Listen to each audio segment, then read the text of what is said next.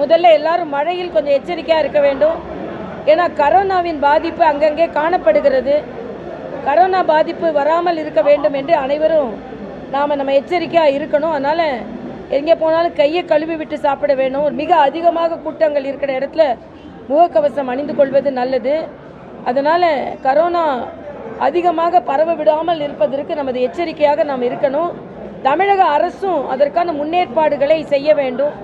மக்களுக்கு விழிப்புணர்வை ஏற்படுத்த வேண்டும். இன்றைக்கி வரும்போதே ஒருத்தர் என்கிட்ட கேட்டார், சளி காய்ச்சலாக இருக்கே, இது கரோனாவாக இருக்குமா, நான் என்ன செய்யணும்னு கேட்டார்.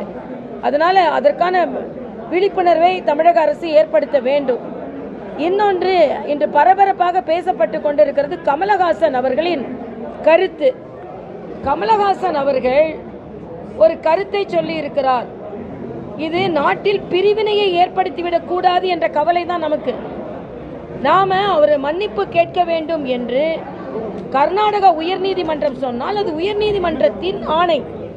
அது மட்டுமல்ல, அதை ஏன் அவர் அடிபணிய வேண்டும்னு சொன்னால், ஏதோ நம்ம தமிழுக்கு நாம் எதிரிகள் கிடையாது. இன்னும் சொல்ல போனால் மரியாதைக்குரிய பாரத பிரதமர் தான் இதுவரைக்கும் எந்த பிரதமர் கையாளாத அளவிற்கு திருக்குறளை கையாண்டிருக்கிறார்.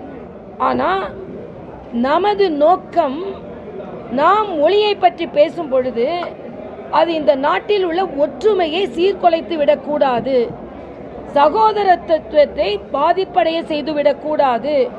உங்கள் சுயநல அரசியல் சகோதரர்களிடம் பகை உணர்ச்சியை ஏற்படுத்திவிடக்கூடாது என்ற ஆதங்கத்தில் தான் நாம் சொல்கிறோம்.